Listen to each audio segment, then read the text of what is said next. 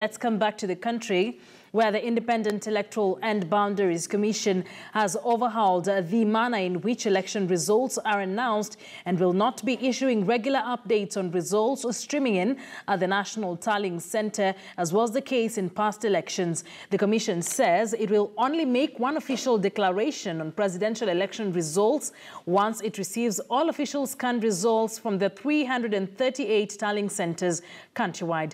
Duncan Haemba attended the IEBC briefing at the National Tallying Centre at the Bomas of Kenya and brings us the details.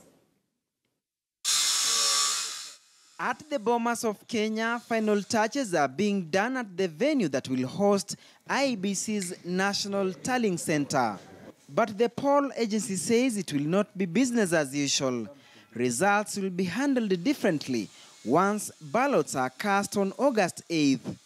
The usual televised regular updates on incoming results will be a thing of the past.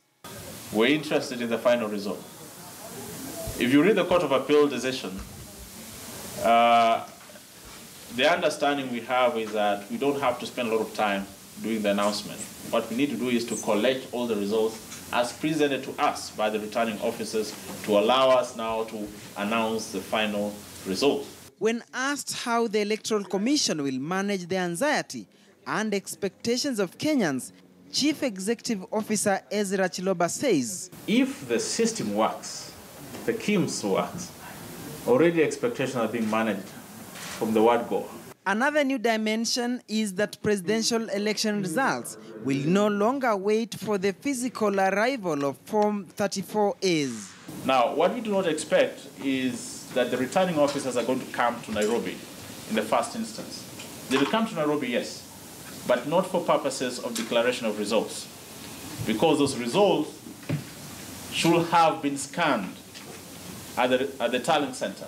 Presiding officers at all gazetted polling stations and by extension all returning officers from the 338 centers, that is 290 constituencies, 47 county tallying centers and the national one at the Bomas of Kenya have been given sweeping powers. You see, the presiding officer has the power to eject people from the polling station.